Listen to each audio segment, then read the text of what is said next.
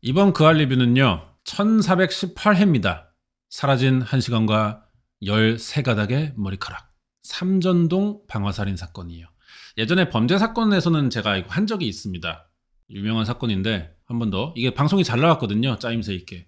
그래서 같이 한번 보고 싶어서 준비했고, 또 오랜만에 보면은 내용이 또 새로워요. 아, 맞아, 그랬지 하면서. 그렇게 보는 맛이 있기 때문에 여러분이 아는 사건이라도 또 보면 달라. 그렇게 좀 같이 봐주시면 좋겠습니다. 시작할게요. 넉넉한 인심과 정성, 그녀의 장사 철학은 한결같았다고 합니다. 이 프로그램은요, 취재원의 신변 보호를 위해 대역과 감형이 포함되어 있어요. 시장 상인, 어이구, 임신이 후하다고 그냥 많이들 그랬으니까 처음에는 한 돈 7,000원 했어요. 밥 한 끼에. 한식 뷔페가 반찬도 한 20개 이렇게 차려놓고 좋은 식재료를 사용한 맛깔스러운 음식으로 가득하고 가격도 착했다. 박씨의 가게. 아우, 이런 데가 없거든요. 오락소리 안 해도요, 저절로 손님이 몰리게 돼 있죠. 저도 몇 번 가서 먹었어요. 주인장만의 특별한 손맛으로 입소문이 자자했다고 합니다. 게장 무치는 건 산 걸로 하면 별로 맛이 없어 불어. 냉동실에 1시간 넣어놓고 꺼내서 무치면 진짜 끝내주지. 뭐 유튜브 찍으시는 건가? 이게 무슨 자막이죠? 직접 누가 말하는 걸 찍었고 자막을 친 것 같은데. 아무튼 마음씨도 좋아요, 사장님이. 그래서 동네에서 유명합니다. 이분이에요, 그 박씨가. 다시 동네 주민. 작년 5월에 노인 잔치 했다니까. 여기서 삼계탕을 한 500마리 끓여가지고 이 노인들 잔치하고 그랬어요. 그래가지고 이제 무료로 한 거야. 구청에서 모범 구민 표창장도 받았습니다. 서울 강동구의 한 시장 골목을 지키며 주머니 가벼운 손님들과 상인들에게 든든한 지원군이 되어줬다는 박씨의 식당. 대단한데? 이분한테 무슨 일이 생긴 건가? 이렇게 막 원형 부대도 있고.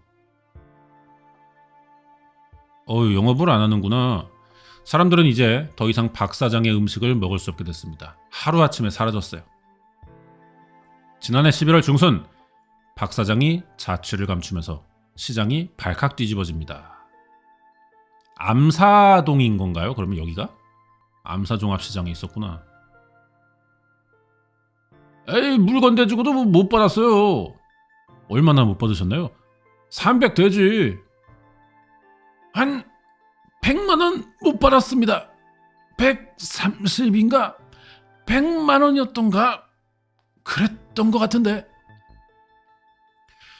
피해 금액이 뭐 한 180 정도? 청력점뿐 아니고요, 채소 가게도 그렇고 쌀 가게도 다 그래요. 여기도 이 동네. 식자재를 외상으로 사놓고 런을 쳤네. 생선 가게도 그렇고요, 다 미수금 깔았어요 여기.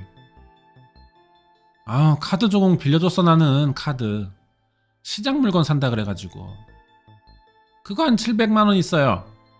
그게 조금이야? 아, 나는 한 돈 5천 돼. 아, 정말 죽겠어 이것 때문에.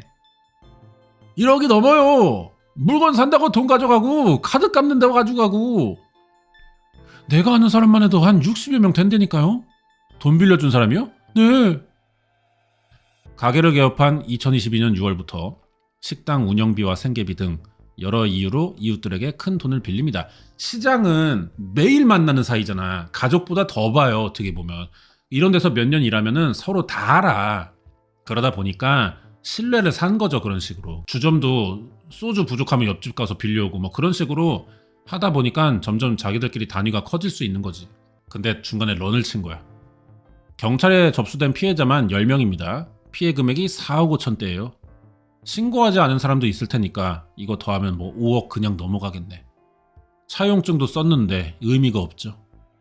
어느 날 갑자기 잠적하면서 세상에 드러난 박씨의 두 얼굴. 그러면서 박씨 과거에 대해 믿기 힘든 소문이 시장에 돌기 시작합니다. 와, 이거 진짜 제가 말했잖아요. 편집이 잘 돼 있다고. 사건부터 들어가는 게 아니고요. 이 아줌마가 이 사건 피해자의 엄마예요. 한참 나중 얘기부터 시작을 하는 거야, 이게. 우리는 TV에 나와서 깜짝 놀랐지. 그거 아들, 딸 죽은 거 송파 그쪽에서 살인하고 왔다면서요. 우리한테 얘기를 하기로는 교통사고가 나서 죽었다. 응? 이렇게 얘기했지. 불에 타서 죽었다는 얘기는 내가 나중에 알았어요.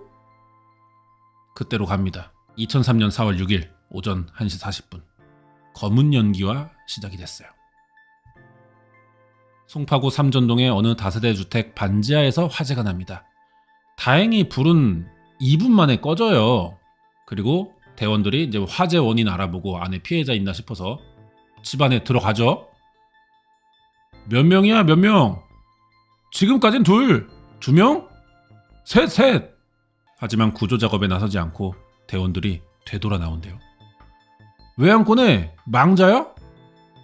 단순 화재가 아닌 것 같아. 경찰이 와야 되는 거야. 우리가 함부로 지금 시신 나르면 안 되는 거지. 여기 피 보이죠? 예. 방 안에서 피투성이로 한 남성이 먼저 보입니다. 여기 또 하나 있거든. 옆방에서도 흉기에 찔린 또 다른 남성의 시신이 발견됐고 뒤이어 안방에서도 여성 시신 발견됩니다. 이 여성도 흉기에 찔린 상태였다. 이게 화재가 아니라 살인이었던 거예요. 이게 아마 남매랑 여자, 딸의 결혼할 남친인가? 뭐 그렇게 알고 있거든요.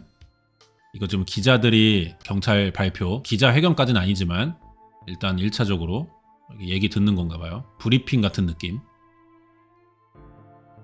피를 상당히 많이 흘리고 핏자국이 많은 걸로 봐서 이 살인하고 방화하지 않았나 이렇게 추정이 됩니다.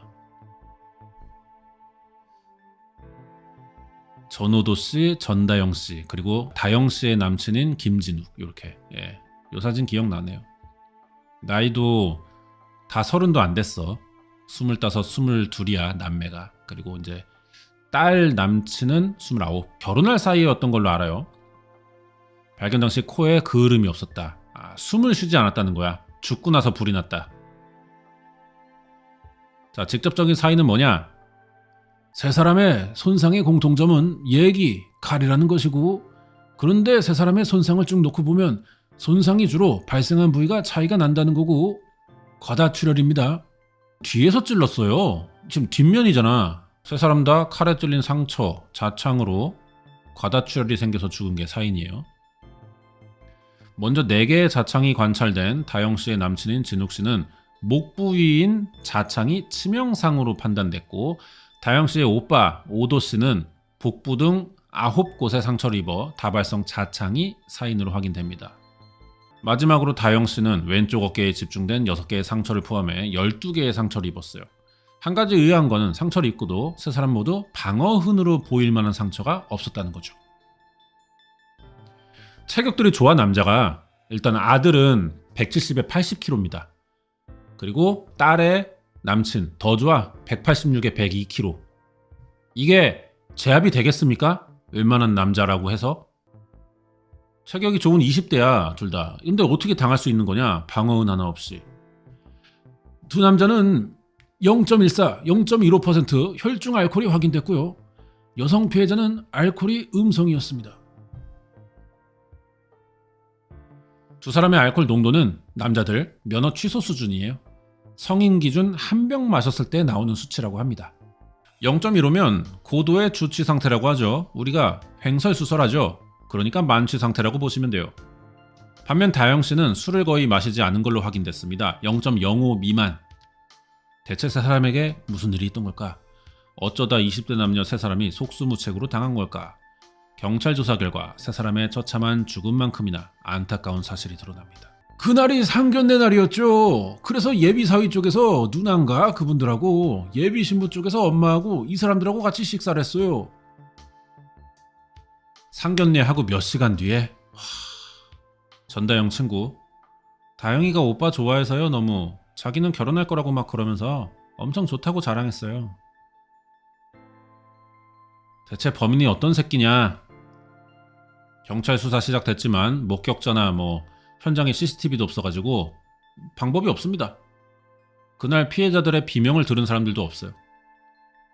거기에 현장은 또 불에 탔죠. 범인에 대한 단서가 나오기가 좀 어려운 상황이에요. 뭐 현관문도 보니까 강제로 침입한 흔적이 없습니다. 자, 그리고 딸 방에서 침대 밑에서 죽은 딸의 애인인 김진욱의 지갑이 발견됐습니다. 지갑 안에는 돈 한 10만 원 정도 되고요. 카드가 그대로 있었어요. 잃어버린 게 없습니다. 이러면 면식범이죠. 강도가 아니야. 그래가지고 세 사람의 금전 거래, 원한 관계, 이성에 대해 다방면으로 조사해봤지만 의심스러운 점이 안 나왔어요. 딱 한 명 제외하고 그 한 명이 박씨요. 그렇죠. 박씨가 유일한 살아남은 사람이 박씨니까. 앞에서 맨 처음에 말한 그 식당에서 돈 빌리고 짠 그 사기친 그 아줌마예요. 애들 엄마가 살인범으로 의심을 받는 거야. 그래서 나중에 이 보험금을 받아가지고 식당을 냈었나? 그 식당이 지금 도망간 거예요. 갑자기 폐업해버리고. 그렇게 시작을 하는 겁니다. 그래서 방송이 지금 아는 사건이지만 다 보고 나야 전후관계를 짜맞출 수 있는 우리가 그렇게 편집이 돼 있어요. 그래서 이게 알지만 안 지루합니다. 사건이. 박 씨는 살인사건의 피해자인 다영 씨와 오도 씨 남매의 엄마입니다. 어쩌다가 유력 용의자가 된 거냐? 보면 사이들도 나쁘지 않은 것 같아요. 엄마랑. 수사 관계자. 보험을 과다하게 들었고 돈에 쪼들렸어요. 사건 5개월 전 2002년 겨우 박 씨가 남매 앞으로 종신보험에 가입한 사실이 드러났고 수익자는 엄마가 됐습니다. 그래서 이제 용의자로 몰리는 거지. 남매가 사망한 이후에 3억 원의 보상금도 받았으니까요. 그래서 이때 방송 나가고 이 아줌마 뭐 신상 턴다 막 그러면서 가게가 공개됐어요. 순댓국집이었나? 프랜차이즈 한다고 가맹 사업하고 막 그랬었던 걸로 알아. 박 씨의 이 빚이란 것이 이 얼마인 것인가? 또 이 조사를 해보니까 한 2억 7천으로 나오더라고요. 자, 그리고 이제 조사 때문에 엄마들 만날 때도 이 박 씨란 사람은 자식을 둘이나 잃은 엄마의 모습으로는 잘 보이지 않았어요. 전다영 친구인데 엄마가 너무 말짱하셔서 놀랐는데요. 저는 밥도 못 먹었어요. 마지막에 화장터에서. 근데 엄마는 밥을 잘 처먹어요. 2공기씩 때려 먹어요. 국물 말아가지고. 어떻게 엄마는 눈물 한 방울 안 흘리고 저렇게 밥을 잘 처먹을까? 마음이 어떻게 저래? 자, 그리고 박 씨의 지인. 냉면집 가 있는데 형사가 와서 하는 얘기가 박 씨 아시죠? 여기 냉면이 먹고 싶다고 사오라 그래서 사러 왔다고. 애들이 죽었는데 죽은 지 이틀, 사흘 이렇게 됐는데 냉면 먹고 싶다고 사오라고 형사한테 비빔냉면 하나, 물냉 하나 뭐 이렇게 시켰대요. 경찰이 그래서 강하게 의심했지. 하지만 뭐 당장 증거가 안 보이니까. 그리고 어쨌든 참고인 조사였으니까. 기본적인 거 확인하고 뭐 인물관계, 빚이나 뭐 누구 좀 싸운 사람 없냐 이런 것만 물어보고 풀려난 거야 그날은. 직접적인 증거를 찾을 수가 없어가지고 진전을 보이지 못했습니다. 그리고 몇 달 뒤에 2004년부터 외식 사업가가 됐어요. 가게 낸 거죠. 자식들 사망보험금으로. 보통 부모들은 뭐 부모만이 아니야. 가족끼리는 사망보험금 받아도 이거 잘 못 써요. 돈이라는 게 써버리면은 0이 되잖아, 잔고가. 그러면은 가족의 흔적이 사라졌다고 생각하는 것 같아. 그래서 잘 못 쓴단 말이야. 근데 이 아줌마는 몇 달 뒤에 가게를 냈다는 거는 점포 알아보러 다니고 뭐 계약하고 내부 집기라든가 인테리어 이런 거 하다 보면 몇 달 걸리잖아. 바로 가게 낼 생각부터 한 거야, 그럼 이 아줌마는. 그리고 한술 더 떠요. 가맹점을 모집합니다. 63년 뭐 원조 순댓국집으로 문을 열었던 어머니로부터 조리 노하우를 전수받았다. 자, 채권자인데 순댓국집을 크게 차린 거예요. 그래서 거기에 돈 받으러 저희가 갔었죠. 근데 돈 없다는 식으로 얘기를 하시더라고요. 아, 투자도 받았구나. 그리고 나서 나중에 엄마랑 다시 갔는데 문이 닫혀 있는 거죠. 없어졌어요, 가게가. 빚을 갚지 않고 모르쇠로 운영하다가 갑자기 자취를 감춥니다. 그리고 약 20년 만에 사기를 저지르고 잠적한 지명 수배자로 나타났어요. 이렇게 기사도 실제로 났었습니다. 작년 2023년에 11월 15일쯤인가 그때 도망갔어요. 박 씨가 그동안에 좀 소홀히 했다 그러면서 피해자들에게 고기를 다 퍼먹였어. 그런데 보니까 이튿날 도망쳤더라고. 그럼 사장님도 그 전날에 고기를 같이 드신 거예요? 전부 다 거짓말했어요. 아주 그냥 이 아줌마 하나부터 열까지 다 그냥 거짓부렁이야. 최고로 박씨가 약속을 많이 어긴 것이 한 2-30분 어기더라고요, 하루에. 자, 그리고 박씨의 도주 행각은 오래 못 가고요. 잠적 9개월 만인 8월 말 꼬리가 밟힙니다. 8월 28일인가 한 2시쯤 돼가지고 형사들이 잡아갔대요. 지인 소개로 알게 된 박씨에게 자신의 가게를 잠깐 빌려준 적이 있습니다. 불쌍해가지고 막 목이 메어서 아들 딸 먼저 보냈다고 사진 보여주고 이렇게 다 키웠는데 죽었다고 이러니까 불쌍하잖아요. 또 장사를 했구나, 옮겨가서. 근데 이 아줌마는 자꾸 그렇게 장사를 해야 됩니까? 장사 패티시가 있는 거야? 아니, 사망보험금 받았으면 그냥 뭐 조용히 쓰면서 살 수도 있는데 굳이 사람들에게 자기를 노출시키면서 장사를 하네? 올해 구속됐습니다. 자, 그래서 물어보죠. 돈은 다 어떻게 했어요? 피해자들에게 하실 말씀 없으세요? 그러니까 말 안 해. 그걸 제가 왜 알려줘요? 이래. 참 처참합니다. 특히 명절 때가 되면 많이 생각나고요. 저희 아들 몰래 아내 몰래 서재에 가서 혼자 울어요. 이 박씨 남편의 동생인가 보다, 그러면. 그죠? 전양규씨. 한순간도 박씨에 대한 생각을 지운 적이 없다. 형수님이 조카를 죽인 거잖아. 그렇게 되는 거죠. 박씨가 워낙 거짓말을 잘하기 때문에 어떤 범죄로든 이 사람은 한번 걸릴 거다, 나는 그런 생각을 하고 있었어요. 이번에 이것은 내가 그냥 넘어가면 안 되겠다. 이것을 어떻게 하든지 구속돼 있을 때 조카들의 진실을 밝혀야 된다. 그렇게라도 해야 조카들에 대한 한을 좀 달래줄 수 있을 것 같아요. 오프닝이었어요, 여기까지가. 그리고 삼전동 방화살인 사건, 이렇게 본격적으로 내용이 나올 것 같은데, 이게 그 당시에 경찰에서 경력 좀 있다는 형사들 100명 이상 투입돼가지고 엄청 크게 수사를 했는데 범인을 못 잡았었어요. 그리고 20년 넘게 미궁에 빠져 있다가 이번에 박씨 다시 잡히면서 방송이 나왔던 겁니다. 그 당시에 다들 이 사람 범인이라고 생각했었어. 보험 문제도 있고 가족 중에 유일하게 살아남았고 그 보험금 가지고 장사하고 도망가고 뭐 이러니까. 범인이 아니면 뭐야 이 사람이. 증거가 없던 겁니다. 증거가. 지난 2015년 이 사건에 대해 한번 방송했던 그 알은 박씨에 대해 끈을 놓지 않고 이 사건을 계속 지켜봤다고 합니다. 그리고 10년 만에, 방송 10년 만에 박씨가 사기꾼의 얼굴로 다시 나타났어요.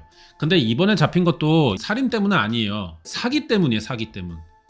이거를 밝혀내는 과정에서 엮어야겠죠. 그동안 감춰져 있던 20년 전의 비극의 실마리가 남아있진 않을까.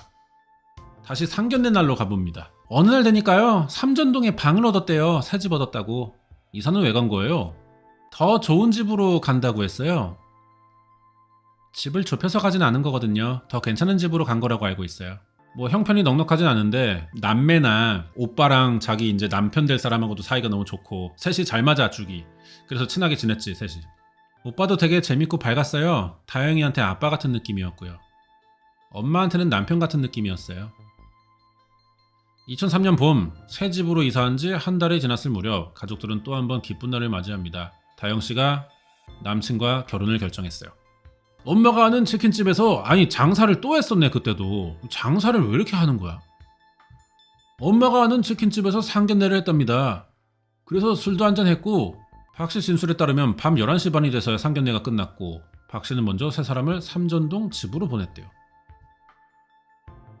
자기는 가게를 정리해야 되니까 애들 먼저 가라는 거죠. 그리고 애들이 집에 들어온 건 12시 전후라고 얘기를 하더라고요.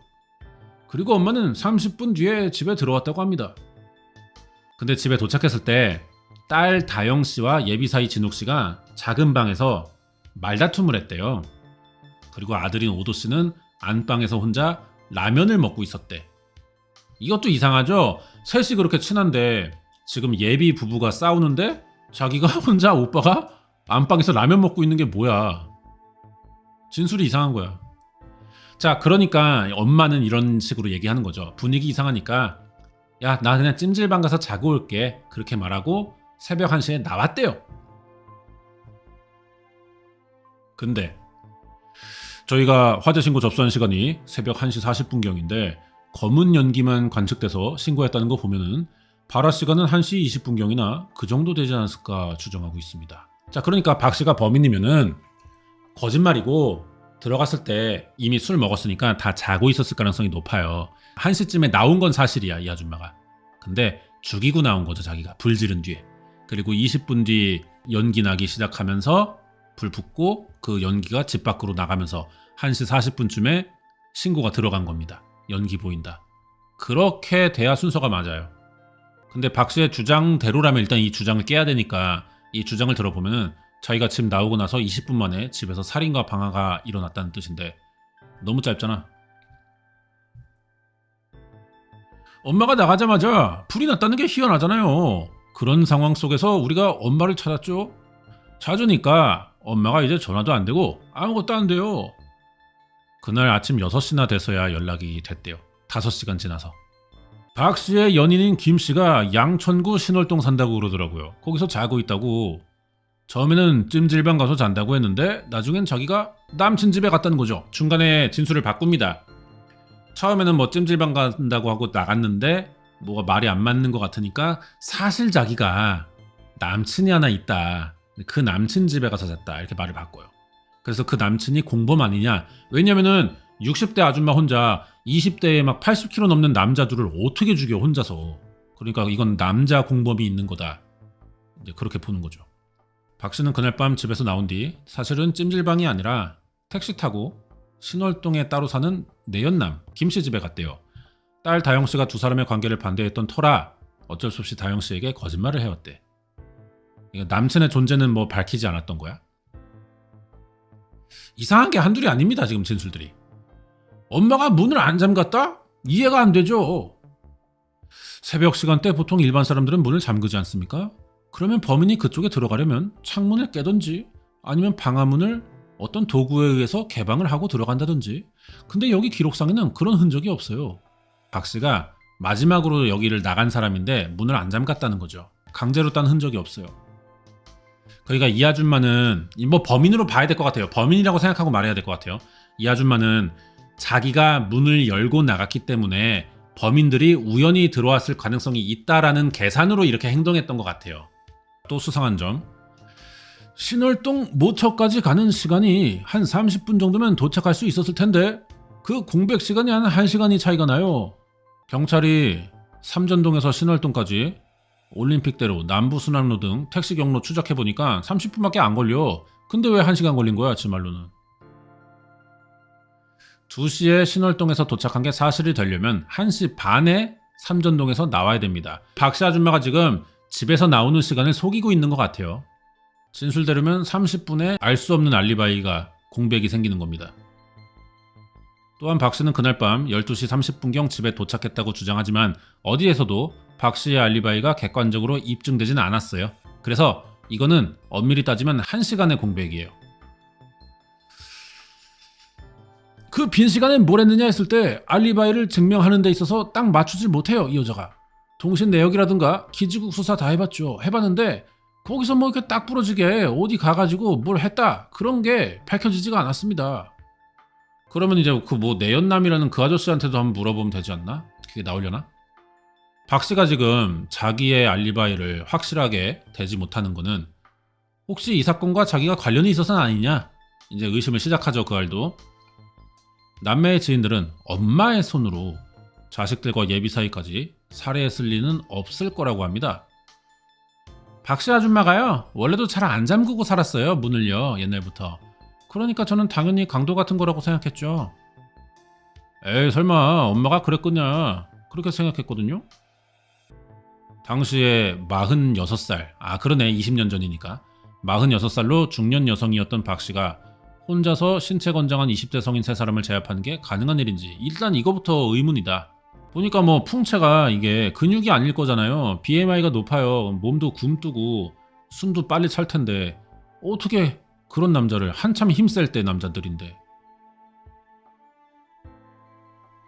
자 그래서 이제 세트를 지어가지고 자체적으로 한번 실험을 해봅니다. 어떤 상황이라야 가능할 것 같냐. 서울경찰청의 현장감식 팀장님이에요. 이분이. 화재 진압 당시 소방관에 의해 시신 위치가 바닥으로 옮겨졌기 때문에 사망 당시 자세는 알 수 없지만 안경을 착용하고 있었다는 점과 목덜미 부위에 난 상처로 공격 당시 상황을 추측할 수 있었다. 자고 있던 때가 아닌데요. 다영 씨는? 뭐 남자들은 먼저 술 먹고 잘 수도 있어 두어서. 근데 다영 씨는 자기는 술 안 취했으니까 좀 뭐 뒷정리도 좀 하고 뭐 그러던 타이밍 아니었을까?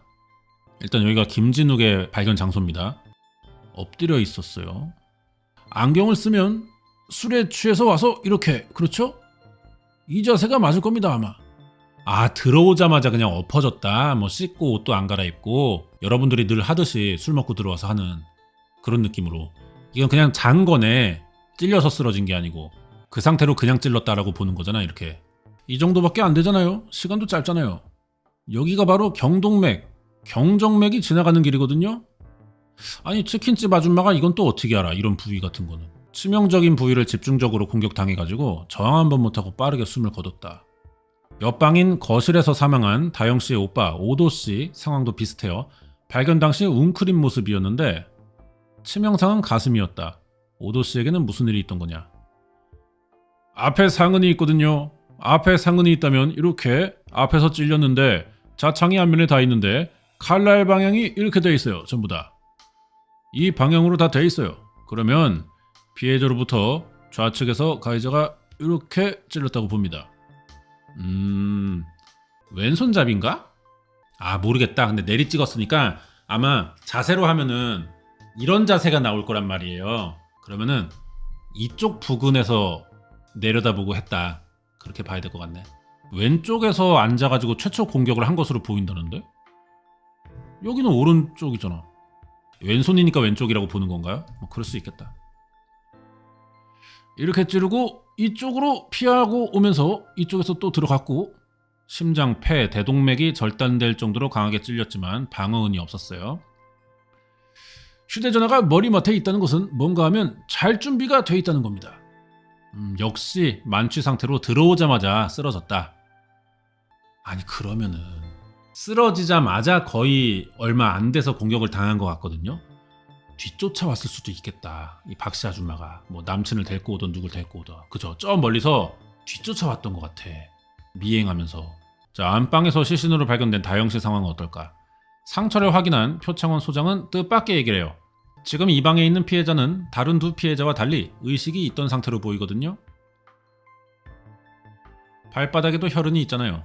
이 이야기는 공격을 당했을 때 돌아다닐 수 있고 움직일 수 있는 상태였다는 걸 의미하죠.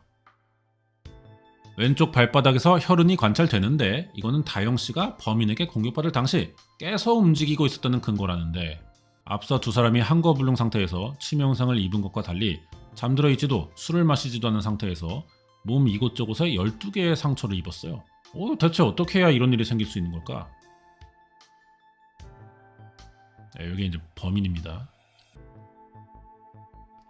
전면부에 상처가 전혀 없어요. 등을 보이고 있을 때 일방적인 공격을 당했을 가능성이 너무 높습니다. 뒤를 보이고 있다가 머리, 얼굴 이쪽에 대해 칼로 찔리는 공격을 당한 것 같아요. 방심한 틈을 타서 먼저 목 위쪽을 찌르고 놀라서 돌아서니까 그때 머리와 얼굴에 상처를 낸 것 같다. 아, 근데 아무리 엄마가 자식 죽인다지만 얼굴을 찌를 수 있냐? 와, 이 사이코패스네 진짜. 그게 감정적으로 되나? 그리고 쓰러지자 이번에는 어깨를 6번 연달아 공격한다. 어깨를 공격하는 것도 좀 희한하긴 합니다. 무슨 목적이었을까? 늑골이 절단될 정도로 강하게 찔렸다. 이게 사인이었다. 어깨 자상은 이렇게 마주보거나 뒤에 있는 사람을 막 움직이면서 찔러서 낼 수 있는 그런 깊이가 아니에요. 올라타서 칼날을 쥐고 온 힘을 다해 내리꽂다 보면 늑골을 뚫고 폐까지 갈 수 있는 그런 힘이 작용하는 거죠. 이 아줌마가 치킨집 하다 보니까 이렇게 좀 닭 잡는 그런 경험이 있나? 그래서 그런가? 근데 그렇다 해도 이게 혼자서는 좀 쉽지 않다고 생각하는데 진짜. 전문가들은 3명 중에 다영씨가 가장 먼저 공격을 당했을 것으로 추측을 해요. 그러면 뭐 현관에서 이렇게 들어와가지고 이렇게 갔다가 이렇게 왔다가 이렇게 와서 나갔다는 건가? 딸을 먼저 공격한 이유는 이 사람이 깨어있으니까요. 술을 안 먹었으니까. 이 피해자가 다른 2명의 피해자에게 위험을 알리거나 또는 소리를 지르거나 그래서 깨어날 수 있는 상황이 되지 않게 하기 위한 상당히 기습적이고 선제적인 공격이 다영씨에게 행해졌습니다. 그렇다면 다영씨는 왜 비명을 지르거나 저항하지 못했던 걸까? 그것은 무슨 이야기냐? 피해자는 범인이 있는지 몰랐거나 아니면 있는 걸 알았다고 하면 완전히 신뢰하고 있는 상태였다. 등을 보이고 있는 상태였다는 거죠. 자기가 위험하다, 낯선 사람이 있다고 한다면 등을 보이고 이렇게 일방적으로 공격을 당할 가능성은 거의 없죠. 아는 사이라는 거야. 낯선 사람이 침입했다면 소리 지르고 집어 던지거나 방어하거나 깨우거나 이런 행동을 했겠죠. 가까운 지인에 의한 공격이 이루어졌을 경우에 소리를 지르기보단 왜 그러는 거야? 라는 의문이 먼저 뒤따릅니다. 이게 뭐지? 무슨 일이야? 그러니까 찔리고 돌아봤는데 엄마야. 어이가 없는 거야. 아픈 것도 아픈 거지만 한 번에 인지가 안 되는 상황이야. 이해가 안 되니까. 그러니까 비명소리가 안 나온 거다. 여기까지 프로파일러들의 현장 검증은 아니지만 현장에서 어떤 일이 있었을까 한번 확인을 해봤고, 자, 근데요, 범인에 대한 아주 중요한 단서가 예상치 못했던 곳에서 발견됐대요. 불에 타지도 물에 휩쓸리지도 않고 다영 씨의 손에 꽉 움켜쥐고 있었어. 그게 뭐냐? 머리카락이었습니다. 머리카락이 있었어요. 그 머리카락을 꽉 쥐고 죽었는데 이거는 내가 범인을 알려주겠다는 그런 생각이 들어간 거죠. 왼손에 5가닥, 오른손에 8가닥, 짧게 9cm, 길게 22cm입니다. 근데 모근이 없어요. 우리 그 머리카락 뽑았을 때 그 하얀 그 부분 있잖아, 끝에. 그게 있어야 DNA를 할 수 있는데 모근이 없습니다. 그래서 주인을 못 밝혀. 하지만 머릿결이라든지 색깔로는 좀 그래도 알 수 있잖아. 다른 걸로 아네요. 세포 안에요, 이게 미토콘드리아라는 기관이 따로 있거든요. 이게 목에 유전되는 특징이 있어요. 동일목이면 사실 어머니 쪽 그 친척들이거든요. 그래서 어머니의 모든 자식, 아들, 딸 이런 식으로 목의 라인을 따라서 다 유전이 되는 DNA가 있어요. 머리카락에. 모근이 없어도 난 할 수 있다는 엄마 쪽이야. 다시 말해 정황상 머리카락은 엄마 박씨거나 다영씨 본인의 것 둘 중에 하나라는 얘기입니다. 근데 맞아요. 그것도 있어요. 이게 다영씨 것일 가능성도 있습니다. 자기가 자기 머리카락 뜯었다는 얘기지. 왜냐면요, 사람이 고통이 너무 세면은 그 고통에 의한 스트레스 때문에 쥐어뜯는 경우가 있대, 극한의 상황에서. 하지만 어쨌든 뭐 평범한 상황에서는 범인 걸로 많이 봐야겠죠. 그럼 누구겠어요? 우리가 추측해보면 알 수 있지 않습니까? 장사 패티시 있는 아줌마. 장사맨이야. 이 아줌마가 의심이 될 수밖에 없죠. 자, 그리고 다영씨가 애지중지 돌보던 강아지가 하나 있어요. 이슬이라는 개인데 얘가 사건 당시에 사라졌습니다. 소방관이 문을 열고 들어갔을 때 이미 집안에서 자취를 감춘 상태였다는 이슬이, 뜻밖에도 사건 일주일 뒤 이슬이는 길에서 발견됩니다. 대체 얘는 그럼 어떻게 집 밖을 나갔을까? 이 시추 이거 멍청해가지고 어디 나가면 길 잊어버리는데 왜 나갔을까? 시추요, 이슬이. 다영이가 키우던 개예요. 없어졌다가 찾았잖아요. 근데 여기 기록상에는요, 그런 흔적 같은 건 없어요. 그리고 이 박씨 아줌마도 개에 대한 얘기 안 했나봐. 경찰서 가는 거예요? 조사받으러 가는 거야 진짜? 이런 장면을 넣었다고? 그래서 저희들이 의아했죠. 강아지가 왜 없어졌는가? 개가 낯선 사람을 따라 나가진 않습니다. 문을 열어놔도 안 따라가죠. 그러면 강아지하고 친분이 있는 사람이지 않겠나 싶어요. 산책하는 습관이 몸에 배어 있어 아마도 아는 사람을 따라 나갔을 거라고 추정된다. 짖지 않은 이유도 뭐 이 집에 자주 오는 사람이기 때문에. 개 짖는 소리를 이웃은 하나도 못 들었습니다. 강아지가 안 짖었다면 그건 그 집안에 들어온 사람도 망인들과 어떤 관련성이 있는 사람이란 거예요. 사건에 대한 단서는 부엌에서도 나와요. 개수대에서 칼 한 자루 발견됐습니다. 생김새는 과도랑 비슷한데 예리해. 정육점이야. 뼈랑 고기를 분리할 때 쓰는 색임용 칼. 치킨집 하잖아요, 이 아줌마.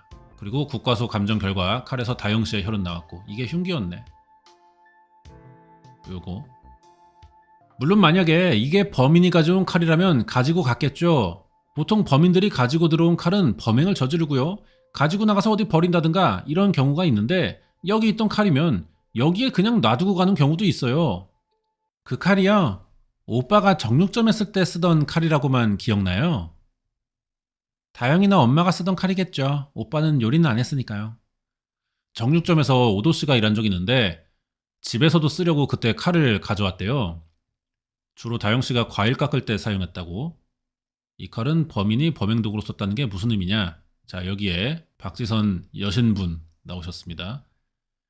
내부 사정을 잘 아는 사람, 그러니까 이 집안에 현재 몇 명이 있고 어떤 방이 있고 이런 걸 굉장히 잘 알고 있는 사람이어야 사실 이 범행이 가능하다고 보거든요. 살인 자체를 목적으로 해서 이 3명의 피해자가 사망에 이르렀을 때 그것으로 인해 이득을 얻는 사람의 범행일 가능성이 굉장히 높아 보인다는 거죠. 여기에 사건을 새로운 국면에 맞게 한 새로운 단서, 개수대 안에서 발견된 부엌칼이에요. 부엌칼도 원래 이 집에 있던 칼로 확인이 됐어요. 혈흔이 묻어 있어가지고 범행 도구로 추정됩니다. 지금 흉기가 2개예요. 2가지 범행 도구가 발견됐다는 건 뭘 의미하는 거냐? 전문가들은 피해자들의 그 시신에서 답을 찾을 수 있다고 합니다. 2 남성의 경우 처음부터 사람을 죽이겠다는 의지를 내비친 것이 아니야? 라는 생각이 들 정도로 주로 사람을 죽게 만드는 위험한 부위들, 목과 가슴 위주로 노렸다는 거죠. 근데 딸, 다영 씨만 급소가 아닌 곳에 여러 번 칼을 찔렸어요. 잘 안 죽는 부위잖아요. 그리고 사람을 죽이려는 의도가 있을 때 어깨는 굳이 택할 이유가 없는 부위이기도 하고요. 전다영 씨는 너무 많이 찔렸는데 비효율적으로 찔렀어요. 그것도 좀 다른 칼로 찌른 것 같아요. 그 폭을 보면. 남자들은 주방용 칼이야. 이거. 그리고 딸만 이거예요. 그러면 이건 무슨 뜻이야? 범인이 2명인데 집안에 칼 2자루 나눠 들고 각자 맡아서 찔렀다고 봐야 됩니다. 딸은 아마 엄마가 맡았을 것 같고 남자들은 공범이 찔렀겠죠. 그렇게 되면. 만약에 면식범과 공범이 있다면 동시에 벌어졌을 가능성도 있나요? 충분히 있죠. 면식범이 전다영 피해자를 공격하고 공범은 마취 상태에서 자고 있는 2 남자 피해자들을 공격하고 이런 형태로 동시에 진행됐을 가능성도 충분히 있습니다. 왜 하필 그날이었을까? 상견례를 한 날, 공교롭게도 집 근처의 편의점이 공사로 문을 닫는 날이었다고 한다. 마치 제3의 눈을 피해 방문할 수 있던 범인은 마침 현관문이 잠기지 않은 덕에 쉽게 집안에 들어올 수 있었고 마침 건장한 체격의 오도 씨와 진욱 씨가 만취한 상태로 잠들어 있는 까닭에 무리 없이 범행을 실행했어요. 게다가 단단하고 예리한 색임용 칼이 마침 집안에 있다는 걸 알고 있었다는 듯 번거롭게 범행 도구를 따로 준비하지도 않습니다. 범인은 깨어있는 다영 씨를 첫 번째로 공격한 것 같고요. 예상치 못한 상황에서 비명 한 번 못 지르고 사망한 다영 씨. 이어서 옷장에 있는 옷을 모두 꺼낸 뒤 불을 붙이고 사라졌던 걸로 보인다. 범인은 어떤 흔적을 지우려고 불을 냈을까요? 불로도 못 지운 흔적이 있어요. 바로 개수대에서 발견된 칼, 그리고 시신에 남은 상처. 각기 다른 칼을 사용한 2명의 범인이 함께 살인을 저질렀을 가능성이 높습니다. 경찰이 의심한 대로 엄마 박 씨가 그중 한 명이었다면 그날 밤 칼 한 주를 나눠 쥐었을 공범이 누구냐? 가장 먼저 수사 대상에 오른 사람은 신월동 산다는 내연남이죠. 사건 직후 박 씨랑 같이 있었고 사건 발생 전 박 씨랑 마지막으로 통화한 사실도 확인됐어요. 자, 김 씨, 이거 어떤 사람이야? 무슨 일 있으면 그 아저씨 오토바이 타고 같이 다니는 이런 정도는 알고 있고요. 재봉 같은 거 하던 사람 같아요. 같이 살 때부터 다영이가 안 좋아했어요. 아빠도 아니고 사실 아무 사이가 아닌데 같이 살고 있잖아요. 왜 저런 아저씨랑 같이 살아야 되는지 자기도 이제 불편하고 하니까요. 그러면서 이제 결혼도 한다는 핑계로 새 집도 얻고 그러면서 엄마는 그 아저씨가 나가 살았나? 처음엔 같이 살았나 봐. 박 씨가 새벽에 택시 타고 이동했다고 그러니까 그 택시를 찾으려고 했는데 못 찾았습니다. 별짓 다 했어요. 올림픽대로 CCTV 다 찾아봤거든요. 하여간 못 찾았어요. 택시를 못 찾자 또 다른 가능성 이야기가 나왔는데 오토바이 타고 간 건 아닌가 우리끼리 추측은 해요. 그 아저씨가 오토바이가 있었거든요. 자, 어쨌든 김 씨를 만나봐야 되겠네. 취재 도중에 김 씨에 관련된 희한한 얘기 듣습니다. 박 씨 아줌마 지인인데 김 씨가 꼭 얘기를 할 게 있대. 형사한테 할 얘기가 있다 그런데요. 근데 형사들이 빠를 안 믿어준다 그런데. 이걸 얘기하고 자취를 감췄어요. 한참 수소문으로 통화합니다. 아니 대체 어떻게 찾는 거야 이거. 혹시 김 선생님 휴대전화 맞을까요?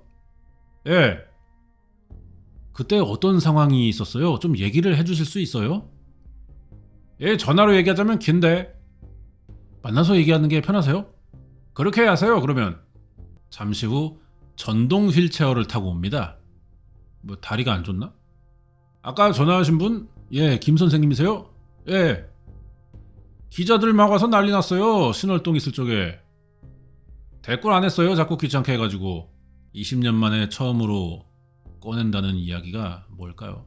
이거 뭐 방송하시는 건가? 이게 뭐지? 신월동 옆집에 포장마차가 있는데 4명이서 포장마차에서 술을 먹었거든요. 오후 한 6시쯤 안 돼가지고부터 밤 11시 넘도록 먹었어요. 밤 12시 정도까지 먹었는데요. 그날은 신월동을 벗어난 적이 없대요. 술 먹느라. 새벽 1시쯤 집에 와서 쉬는데 누가 찾아왔답니다. 새벽 1시쯤. 새벽 2시 다 돼서 왔어요. 누가 두드려서 나가보니까 박씨가 온 거야. 이 여자가. 내 여친. 그럼 사건 당일에 박씨한테 몇 시에 전화가 왔었나요? 그건 내가 기억이 안 나요 지금. 통신 수사 결과 사건 전 마지막으로 박씨랑 통화한 인물로 알려졌지만 기억이 없대. 그럼 신월동을 벗어나지 않았던 건 사실이냐? 연인 김씨도 우리가 휴대전화 추적해보니까요. 하루 종일 어디 간 데가 없어요. 집에만 있는 거예요. 이동한 흔적이 없습니다. 기지국 벗어나지 않았어. 혹시 그날 휴대전화만 둔 채 삼전동에 있던 건 아닌지 공범 의혹에 대한 강도 높은 조사를 받기도 했대요. 내가 그때 완전히 뒤집었을 뻔했다니까요. 내가 그때 그 알리바이가 없었으면 거짓말 탐지기도 진실로 나왔고 뭐 혈흔 반응 아무것도 없었고 범행 동기도 없습니다. 그 남매가 나를 잘 따랐어요. 또 내가 그래서 뭐 외식도 자주 시켜주고 아버지 밥 좀 사줘요 이래가지고 참 다정하게 했어요. 근데 박씨가 자꾸 떼어놓는 것 같아요. 아니 친구 말로는 뭐 반대했다며. 이거 또 얘기가 달라. 나 모르게 방을 빼서 이사 갔어요. 가보니까 이사 가고 없더라. 그 당시에 삼전동 사고 난 집 있잖아요. 거기 주소 모르셨나요? 몰라요. 지금도 몰라요 어딘지. 한 번도 가보신 적이 없어요? 네. 6년이나 함께 살았던 자신에게 아무 말도 없이 하루아침에 이사를 가버렸어요. 그러면서 김씨는 따로 신월동으로 이사 왔다고 합니다. 그러면서 박씨랑도 뭐 좀 사이가 좀 그렇게 됐나? 처음에는 일주일에 오다가요. 뭐 한 보름에 오다가 그 다음에 한 달 만에 오다가 그러다가 2달 동안 안 왔다가 그날 온다 그랬어요. 사건 그날. 그럼 그때 2달 만에 온 거예요? 예, 2달 만에. 밤 12시 넘어서는 온 적이 없어요. 그날밖에. 자, 그래서 최면해봅니다. 아, 최면이네. 좋습니다. 호흡을 들이쉬고 후. 점점 시간을 거슬러 내려갈 것입니다. 이제는 2003년 4월 신월동 집에 누워 있다고 한번 상상해 볼게요. 미싱 한대하고 창이 하나 있어요. 옷장은 무슨 색이에요? 자, 4월 5일 저녁이에요. 친구한테 전화가 와가지고 술 한잔 하자고. 그리고 새벽 2시쯤에 여친이 왔어요. 하나, 둘, 셋 하면 이제 박씨를 바라보는 겁니다. 하나, 둘, 셋. 보인다. 표정이 무표정한데요. 얼굴이 불그스레해요. 얘기 좀 하자 그랬는데 여친이 그냥 잤어요. 휴대전화 들고 있다가 베개 밑에다가 넣는 걸 봤어요. 부들부들 떨었어요. 평소랑 좀 달랐다는 것 같네요. 그리고 날이 밝아 아침 6시 되자 전화가 왔어요. 놀라서 깼어요. 박씨가 벌벌 떨면서 휴대전화를 찾아요. 불났다 그러니까 애들 다 죽었냐고 그랬어요. 씨팔 어떤 엄마가 집에 불났다 그러면 애들 죽었어를 먼저 물어봐. 애들은 이게 정상이지. 이 씨발 범인 맞네 박씨 이거. 이 아줌마 자기 계획이 성공했냐 그걸 물어보는 거잖아 지금 이건. 저 계속 최면해요? 계속 얘기해보세요. 그리고 바로 신발도 안 신고 뛰어나갔어요. 뛰어나가는데 내가 뭔 일인가 신발 갖고 뒤쫓아갔어요. 전혀 예상치 못한 기억을 하나 또 떠올렸어요. 그래서 따라나가는데 하얀 차가 하얀색이야 이것이. 하얀 차가 거기 있다가 그걸 바로 타고 갔어요. 택시는 아니었대요. 아, 이거 차 번호 알 수 없나? 김 씨의 기억 속 흰색 차량의 정체가 뭘까? 집에 불났다는 전화를 받고 애들 죽었어? 끊자마자 바로 나가서 이 차를 탔다는 게 이 차 지금 운전한 사람이 전화를 했을까요? 자, 김 씨는 여기에 짐작 가는 사람이 있대요. 차면 깼다. 산월동 가기 전부터 알았어요. 이상하다 싶어서 내가 박 씨 뒤를 밟았어요. 그런데 바람이 난 거예요. 박 씨가 쌍놈의 기집애 죽어 아주 그냥 걸리면. 앞에 차 놓고 이렇게 하고 몇 번 보는 걸 내가 봤거든요. 사건 전에요? 네. 그럼 전부터 남자가 있던 걸 알고 계셨다는 거네요? 알아서 내가 그냥 가버린 거예요. 신월동으로. 이 얘기는 경찰한테 제가 안 했습니다. 막 이것저것 정신없이 물어보니까 그 생각을 그때 못했던 거예요. 취재 도중 또 다른 남자가 있다는 김 씨의 기억 사실이냐? 박 씨의 지인 만났습니다. 알 것 같다는 사람이 있어요. 월드컵 때니까 한 2002년에 일했을 거예요. 박 씨가 주점에서 일할 때요. 우연히 마주쳤다. 마침 박 씨랑 집 방향이 같아 함께 가자고 말을 꺼냈는데, 저기 앞에 가면 나 아는 택시기사 있는데 저기에서 지금 박 씨 태우고 가려고 기다리고 있어요.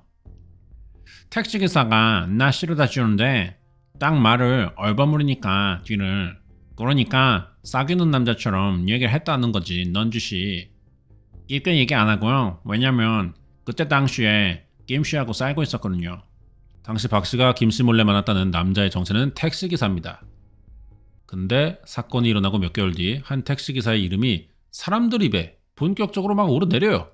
이 여자 그 진술 중에 자기 택시 타고 남친 만나러 갔다 했었잖아, 신월동. 그런 거 봐서 거짓말 사이에 사실을 섞어놓고 있는 것 같기도 합니다.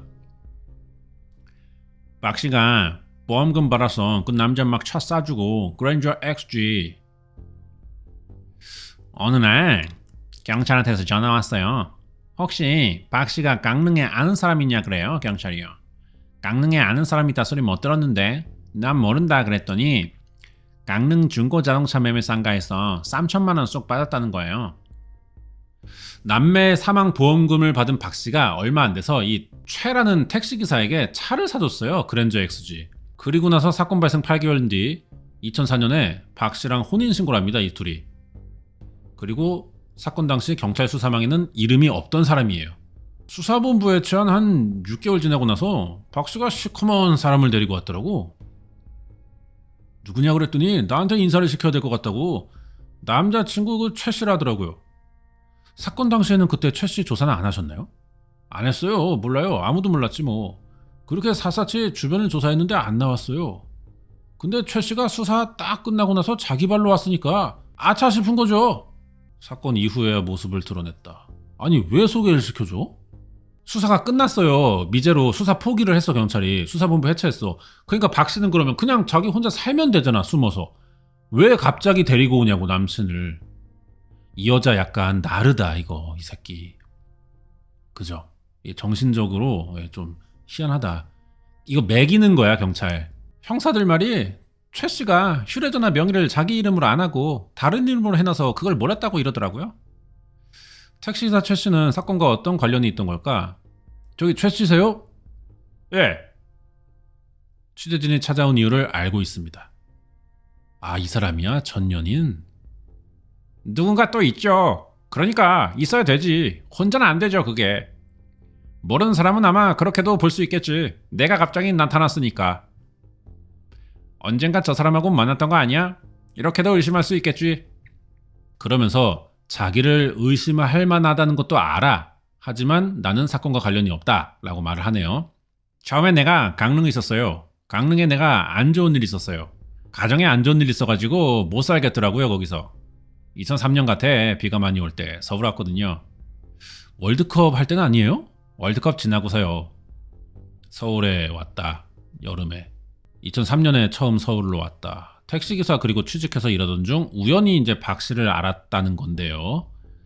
두 사람은 박씨가 남매의 보험금으로 차린 순댓국집에서 만났대요.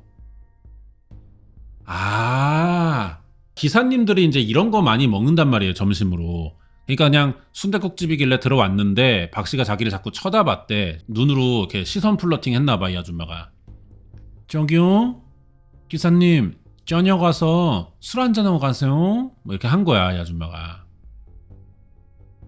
그리고 나서요, 뭐 점점 친해지다가 이제 사귄 거죠.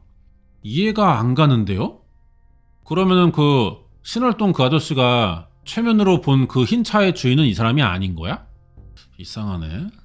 사건 뒤에 만났단 얘긴데? 박 씨로부터 고가의 차를 받은 이유는 뭘까? 박 씨가 사실 내가 살인보험금 받았는데 40억이다 이거야 받은 게. 40억? 설계다잖아요. 아무 남자고 40억인데 내가 차가 없잖아요. 내가 차 없으니까 차를 사준다는 거야. 중고차 그랜저인데 아주 그냥 개 썩어 빠진 거야. 그것도 아주 그냥. 무슨 색이에요? 흰색이죠. 근데 이게 시간대가 안 맞지 않습니까? 순댓국도 사건 당시에 하고 있던 건가? 이거 사건 뒤에 차량, 뭐 이상한데 시간대 안 맞잖아요. 흰색이라는 건 일단 그 신월동 아저씨 최면에 나왔던 색이긴 한데 박 씨가 내린 것을 받았어요. 내리국 받게 해준 사람이 박 씨한테 돈을 받을 게 있다 이거야. 박 씨한테 굿하면서 그거 얼마 하냐니까 600만 원 된다는 거야. 그래? 그러더니 차를 달라는 거야, 내 차를. 알았다고 하면서 이제 줘버렸어요. 그 씨발 썩어 버린 차 30만 킬로 탄 거. 남매가 사망한 사실은 물론 그 돈이 남매의 목숨값이라는 것도 나중에 알았다. 애들 죽은 돈이라고 딱 생각하고 나니까 손대기도 싫더라고요. 어쨌든 뭐 박 씨를 알게 된 거는 사건 이후입니다. 이게 사실이냐? 김 씨에게 최 씨 사진 보여줍니다. 신월동 아저씨. 이 아저씨가 키맨인데 지금. 그 남자분 얘기하셨잖아요. 의심하셨다는 분. 예. 이 사람이에요? 비슷하긴 한데 이거보다는 좀 말랐던 것 같은데. 잘 모르네. 엄마인 박 씨를 유력 용의자로 지목하고 공범이 있을 거라고 추측한 경찰은 범행 동기가 남매의 사망보험금일 가능성이 큰 만큼 박 씨 계좌에서 어디로 빠져나가는지를 주의 깊게 지켜봤대요. 그 결과 사건 발생 5개월 뒤인 2003년 9월 3억을 수령하고 그 돈으로 순댓국집을 차리는데, 그리고 내연관계였던 최 씨에게 차를 사준 사실이 드러났습니다. 최 씨의 말은 좀 진짜네요. 사건 당시 최 씨, 그는 경찰 수사망에 존재하지 않았던 인물로 박 씨로부터 선물 받았다는 점, 박 씨가 혼인신고를 하는 등 긴밀한 관계였다는 점, 다른 사람 명의의 휴대전화를 사용한 적이 있다는 점으로 공범 의혹을 강하게 받았다. 존재가 드러나지 않았을 만도 하네요. 아예 사건 기간에 없었던 사람이니까. 근데 박 씨랑 결혼 생활을 오래 못했어요. 이 아줌마 또 남자 사귀었나? 다른 사람 명의의 휴대전화 사용은 박 씨를 만난 뒤 신용불량자가 돼서 어쩔 수 없이 가족 명의를 쓴 거다. 2003년경 재수사 과정에서 경찰은 사건 당시 최 씨의 행정을 파악했는데 그 당시 서울이 아닌 강릉에 있었다는 것이 확인이 됐어요. 그러면 사건 전 박 씨의 지인들에게 목격됐다는 택시기사는 누굴까? 하얀 차의 주인 대체 누구임? 박 씨에 대해 우리가 좀 더 알아볼 필요가 있지 않냐? 이겁니다. 이거는 뭐 이터널스인가요? 이게 뭐야? 여기가 포항입니다. 박 씨의 남편 전 씨의 고향이자 부부가 신혼생활을 했다는 포항. 죽은 애들의 아빠인 거죠, 친아빠. 주민들은 박 씨를 평범한 주부로 기억을 하고 있습니다. 여기서는 장사도 하고 뱃일도 했거든요. 부부간에 잘 살았는데. 남편이 있을 땐 말이요, 얌전하니 잘 살았어. 남편이 얼마나 미남이라고. 아주 그냥 잘났다고. 결혼 8년 만인 1990년 남편은 간질환으로 갑자기 사망했대요. 그때부터 이제 박 씨가 달라진 거야. 하도 남자가 저기 하니까 뭐 천성이 저러나 했어요. 남편 죽고 1996년부터 서울 양천구 빌라에서 잠깐 살았다. 거기에 대해 잘 알고 있는 사람도 만나봅니다. 아버지가 어떤 아주머니하고 같이 사신다고 얘기를 들었어요. 벼룩시장이라든가 이런 신문들 있잖아요. 광고라고 해야 되나? 배우자를 구합니다. 그런 거였겠죠. 맞아. 그 당시에 맞아 있었어. 배우자를 구합니다. 벼룩시장 이런 거에. 참 특이하다고 생각했어요. 치매 걸린 할머니랑 같이 사는 환경이었거든요. 근데 얼마 안 있다가 할머니가 돌아가셨어요. 며칠 사이에 되게 급격히 악화돼서 돌아가신 건 맞아요. 할머니의 갑작스런 수금과 함께 등장했다. 박 씨의 자녀들. 할머니가 돌아가시고요. 그 아줌마 자식들이 왔어요. 오도는 저랑 같이 방 썼고요. 다영이는 할머니가 있던 방을 썼고요. 하지만 박 씨의 가족들과 동거는 반년이 안 갔습니다. 집 등기부 등본을 떼봤나 봐요. 그랬더니 아버지 인감도장을 떼서 사채를 빌려 썼더라고요. 강씨네 집을 지 마음대로 담보 잡아서 1,500에 사채를 썼어요. 그 일로 박 씨가 집에서 쫓겨났고 1997년에 신월동 김 씨를 만난 겁니다. 김 씨 역시 박 씨한테 많은 피해를 봤대요. 내 거 카드 인감 훔쳐다가 카드 만들어가지고 전부 다 카드 깡에서 쓴 거예요. 5개인가 뭐 이렇게 만들어갖고. 한 1억 2천 정도는 될 거예요 아마. 그러다가 갚다가 안 돼서 파산 신고했었다. 나한테는 아주 그냥 내 인생에서 최악이에요 그 아줌마. 김 씨와 헤어진 후 만난 최 씨도 박 씨에 대해 비슷한 감정이다. 내 인생에서 최고 악재가 그기였어요. 박 씨 만난 거. 박 씨가 우리 딸 앞으로 300인지 빌렸어요 그때. 아이 돈도 존나 잘 빌려 이 아줌마. 나중에 보니까 신용불량된 거예요 딸이. 참, 미성년자야 또 딸은. 와. 그런데 어느 날 뭐 어디 가서 잔대. 나중에 알고 봤더니 구두 수선하는 사람하고 사귀는 거야. 자, 그래서 이 구두 하는 아저씨도 만나봅니다. 할 말이 많대요. 우리는 매일매일 현찰이잖아요. 우리는 외상이 없잖아요. 다 끄면 바로 준다고. 그러면 조금 벌어가지고 이거 몇 푼 모아놓으면은 그럼 너 돈 얼마 있냐 그러다가 결국은 이것도 도망간 거 아니오. 이놈의 기집애 잡히면 그냥 뒤졌어 아주 그냥. 이 여자 주변에 남자들만 4명이에요 피해자들이. 근데 다 사귄 남자야. 자 그러면 이 박씨 아줌마 인생에서 남자는 어떤 존재냐. 이런 형태의 범죄자를 포식 기생 범죄자라고 합니다. 기생을 해서 숙주를 잡아먹는 걸 포식 기생이라고 합니다. 의존, 의탁만 하는 게 아니라 그 숙주인 남성과 그 집안을 다 망가뜨리고 그냥 다 빼먹고 이런 형태를 다시 하고 다른 숙주에게 옮겨가고. 야, 그럼 거의 기생수였구만. 97년부터 그러니까 진짜 남편 죽고 나서부터 이런 식으로 살았나 봐. 꾸준히 남의 돈을 편취하고 잠적하는 일을 반복했다. 거주지를 옮겨가면서 동거남뿐 아니라 이웃과 손님들 돈을 가로채서 사기 전과만 8범이다. 그 중에서도 박 씨로부터 가장 큰 피해를 본 사람은 박 씨의 자녀들. 그저 죽었으니까. 근데 그 전부터도 오도가 금전적으로 좀 힘들어했던 것 같아요. 자기 신용불량자라고. 아, 자식 명의로도 뭐 했나봐. 다영이가 신용불량자라는 얘기는 했었어요. 이 미친년이네. 사채업자 막 찾아오고 그랬나봐 집에. 2002년에도 엄마의 소송에 휘말렸어요. 그러니까 엄마가 저지른 건데 명의는 내 거야. 엄마 사고 친 것 때문에 내가 재판을 받아야 되는 그런 건가 봐. 그러면서도 모녀의 갈등이 심해졌다. 딸은 또 심지어 22살이잖아. 고등학교 20살 뭐 이럴 때부터 이런 거 당한 건데. 결혼을 빨리 하고 싶어 했어요. 엄마를 답답해 했으니까. 아, 빨리 이거 결혼해가지고 독립하려고. 22살에 결혼하는 거 좀 빠르긴 하잖아. 20년 전이지만. 이래서 그랬구나. 자, 그럼 왜 상견례 날 처참하게 살해당한 걸까? 나를 위해 돈을 벌어와야 될 애들이 독립한다니까 그런 건가?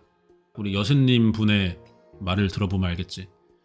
사실 가까운 애착 관계여야 할 자식들에 대해서도 그 애착이 상당히 약하고 어떤 금전적인 목적이라든지 본인의 목적을 위해서는 얼마든지 이용할 수 있는 이런 존재로 보고 있다고 생각이 됩니다. 사건 5개월 전 가입한 종신보험 약관에 대해서도 주목할 만한 점이 있는데 이 보험은 2년이 지나지 않으면 30%만 수령할 수 있고요. 타인에 의해 사망할 경우 보험료의 납입 횟수와 상관없이 보상금 100% 받을 수 있다.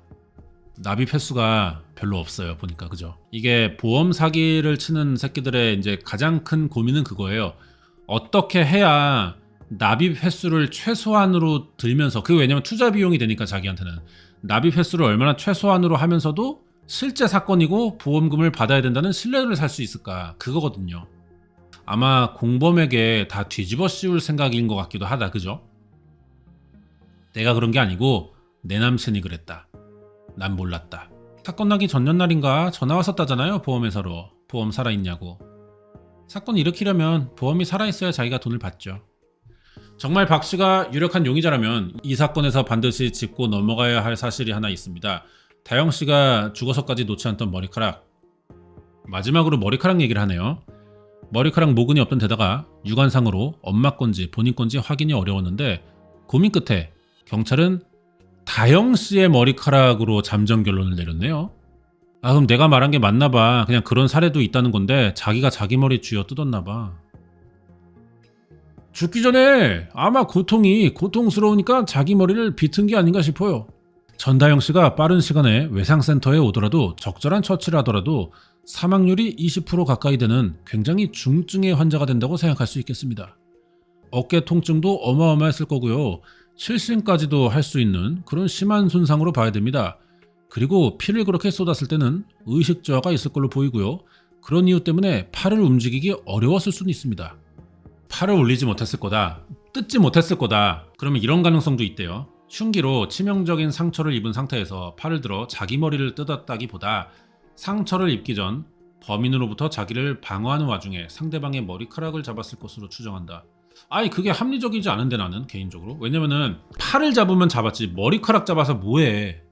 난 좀 아닌 것 같은데. 엄청난 고통 속에서도 양손에 쥔 머리카락을 끝까지 놓지 않았다. 굉장히 이상한 거예요. 사실은 쥐고 있던 건. 쥐고 죽었다는 건 마지막까지 안간힘을 그걸 쥐고 있을 이유가 있었다는 거예요. 머리카락에 남은 그날의 비밀. 답은 한 사람이 쥐고 있습니다. 2015년 방송 나간 뒤로요. 1년 있다가 어머니 돌아가셨죠. 근데 그런 사건 내용을 모르니까 조카들을 끝까지 기다리다가 눈을 못 감으시고 가셨죠. 아마 제가 죽을 때까지 이 사건에 매달릴지도 모릅니다. 용의자라고 하는 이 사람을 법정에 세우고 싶어요. 선고 기일이 이번 달 14일이라는데요. 그럼 이미 한 거 아닌가? 방송 당시였나? 오도 씨와 다영 씨의 작은아버지 전양주 씨는 박 씨가 검거되면서 다시 조카들 죽음을 살펴보고자 국가수를 비롯해 수사당국에 여러 차례 수사자료, 정정 공개 청구를 신청했지만 피해자들의 엄마가 살아있다는 이유로 직계가족이 또 아니니까, 그러니까 이 아줌마가 없으면은 되는 건데 정보 공개가, 근데 안 돼. 직계가족이 있으니까. 근데 하필 이 직계가족이 피의자가 될 수 있단 말이에요. 얘 묘한 상황이네 진짜. 씨발.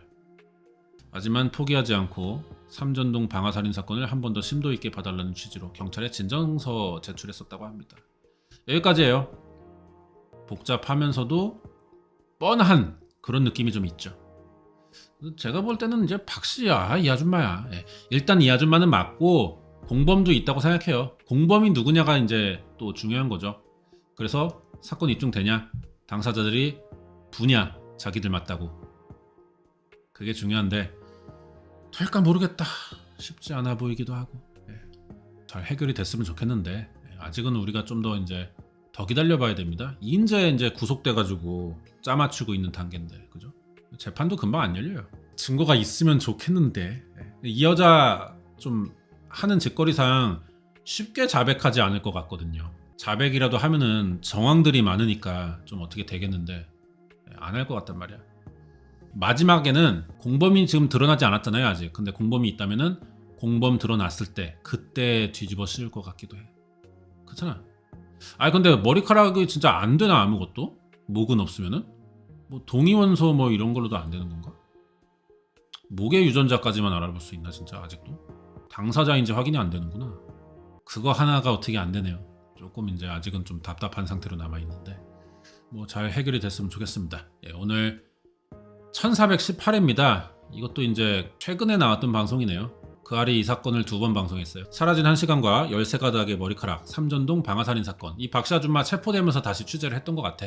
아주 편집이 잘 됐던 것 같아요. 구성이 좋았습니다. 다음 주에 또 잘 나온 방송 골라서 리뷰해 보도록 하겠습니다.